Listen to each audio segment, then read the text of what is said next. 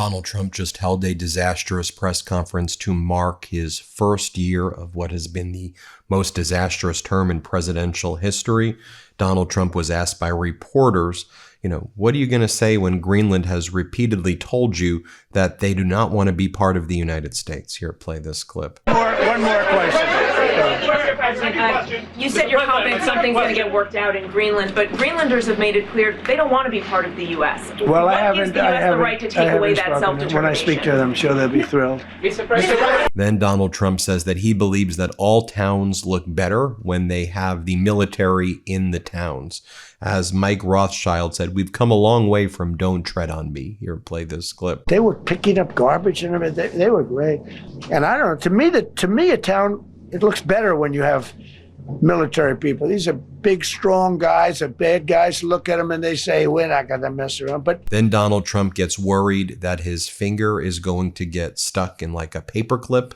And he starts saying, this sucker could have got my finger. But if it got my finger, I wouldn't have showed any pain at all. So bizarre. Here, play this clip. The book on accomplishments. And this is something, I'm glad my finger wasn't in that sucker. They could have done some damage, but you know what? I wouldn't have shown the pain. I would have gone back. What, did you hear that? That was nasty. But I would not have shown the pain. I would have acted like nothing happened as my finger fell off. That was nasty. I think somebody did that. I think it was him. It was my man. How were you? You didn't do it. I know you did. I know you didn't. So. And then Donald Trump goes on to whine that he hasn't gotten a Nobel Peace Prize. And he said, look, Norway really calls the shots and I blame Norway for this. Here, play this clip. Time we ended, they were hugging each other and it's been a great peace, Should have gotten the Nobel Prize for each war, but I don't say that. I saved millions and millions of people. And don't let anyone tell you that Norway doesn't control the shots, okay? It's in Norway. Norway controls the shots. They'll say, we have nothing to do with it. It's a joke. They've lost such prestige. A reporter then says, how is any of this America first? Like, how is you whining about a Nobel Peace Prize? How does that help Americans? Here, play this clip. Go ahead, I'll take your question. Okay, thank you. Thank you. Go ahead, right here. Thank you, Mr. President. You promised during your second inaugural to always put America first. I'm curious, how would you winning the Nobel Peace Prize improve the lives of average, everyday Americans? Why is this prize so important? It wouldn't improve the lives of any. What improved the lives of people are people that are living. I saved probably tens of millions of lives. Then Donald Trump starts cursing out Special Counsel Jack Smith. Let's play it. It's like deranged Jack Smith. He's a sick son of a bitch. They gave me the worst of the worst. And here I am. How did that happen? Then Trump claims that everything is affordable. He says that we've solved the affordability issues and groceries are way down and Americans are thriving, he claims. Here, play this clip. About it. They created the affordability problem and we are solving it. We have solved a lot of it. Again, everybody agrees in this room, I think, gasoline prices have come per gallon way down. When that happens, everything else comes down, but they've come down way down. Many of the groceries have come way down. It's all happening and it's happening strong. Then Donald Trump is asked if he wants the Board of Peace, this fake Board of Peace that he's creating, where he's invited Russia, Putin, Lukashenko, and others to join. Do you want that to replace the United Nations? And then Donald Trump seems to say yes. Play this clip. Yeah, go ahead. Thank you so much, Mr. President. I have two questions for you. One, do you want your Board of Peace to replace the UN? Well, it might. I mean, the UN just hasn't been very helpful. I'm a big fan of the UN potential, but it has never lived up to its potential. The UN should have settled every one of the wars that I settled. I never went to them. I never even thought to go to them. They should be able to settle those wars. They don't. I believe you got to let the UN continue because the potential is so great. A reporter from Norway asks Donald Trump a question about Norway, and then Donald Trump says, you look like you must be from Norway. Play this clip. And it would be good, but I get along very well with You told Norway's prime minister Are you from Norway? No. You look like you would be from there. But she looks like she's from Norway. Donald Trump says because he received the medal of the Nobel Peace Prize from Maria Corina Machado, that he'd like to get her involved perhaps some way with Delcy Rodriguez, the authoritarian leader of Venezuela, who's allowed Donald Trump to open up a Qatari bank account. And Donald Trump says, yeah, maybe we'll have some involvement for the opposition leader. Maybe we'll give her a little role. Who knows? This great job, Maria Machado. If you thought that kissing the gangster ring would allow you to come back into, or to be in power, not come back into power. This is what you get. Here, play this clip. An unbelievably nice woman also did a very incredible thing, as you know, a few days ago. We're talking to her, and maybe we can get her involved in some way. I'd love to be able to do that. Maria, maybe we can do that. But we're dealing with the people and the president. Donald Trump then doesn't rule out taking over the Panama Canal. Play this clip. Prisoners in Venezuela. Mr. President, earlier on last year, you had indicated that you wanted to take back the Panama Canal. I know we've heard a lot about Greenland. Is that still on the table? I don't want to tell you that. Sort of. I must say, sort of. That's sort of. Okay, one more. And then in front of him, he had like a few hundred pages that he just started flipping through for a lot of the beginning of this press conference. By the way, this press conference lasted like hours. It took him like 2 hours before he even, that's why I'm making a brief summary of this disaster that unfolded. But for a lot of it, he just started flipping through pages and he was like, look at all of these pages. Must be a lot of information in these pages of things I did. Here, play this clip. Here's the book. These are all things we have. I'm going to read a few of the samples, but look at this.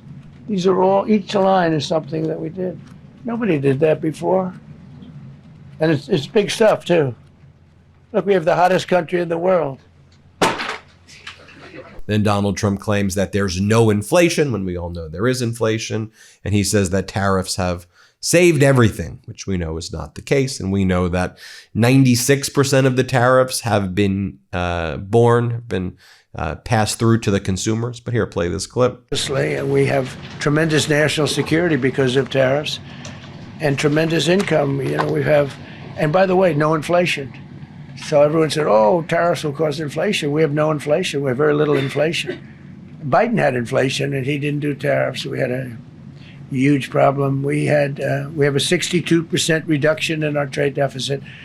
So then Donald Trump goes on this bizarre rant about how his mom told him that he could be a Major League Baseball player and how there was a mental institution near the baseball field where he would play. And that now there's no more mental institutions, so he wants more mental institutions, he says. Here, play this clip. We had in my area in Queens, I grew up in Queens, we had a place called Creedmoor. Creedmoor, did anybody know that? Creedmoor. It was I said, Mom, why are those bars on the building? I used to play Little League Baseball there, a place called Cunningham Park. He was quite the baseball player, you wouldn't believe. But I said to my mother, Mom, she would be there, always there for me. She said, son, you could be a professional baseball player. I said, thanks, Mom. I said, why are those bars on the windows? Big building, big, powerful building. It loomed over the park, actually. She said, well, people that are very sick are in that building. I said, boy, I used to always look at that building and I'd see this big building, big, tall building. It loomed over the park. It was sort of, now that I think it was a pretty unfriendly sight. But I'll never forget, I don't know if it's still there, because they got rid of most of them, the Democrats in New York, they took them down, and the people live on the streets now. That's why you have a lot of the people in California and other places, they live in the streets. They took the mental institutions down. They're expensive. He's then upset that the Gulf of Mexico is not being called the Gulf of Trump. And he said, yeah, I started calling it the Gulf of America, but really, I want to call it the Gulf of Trump, he says. Here, play this clip. Why is it the Gulf of Mexico? It should be the Gulf of America. I was going to call it the Gulf of Trump, but I thought that I would be killed if I did that. I wanted to do it. I wanted to. My people worked so hard. Sir, I don't think it'll look too good. I'm telling you, it's a good thing. And it'll be hotter than ever, I said. No, but I decided not. He then praises the Hells Angels. Let's play this clip right here. People that came in illegally, in many cases, they're criminals in many, many cases.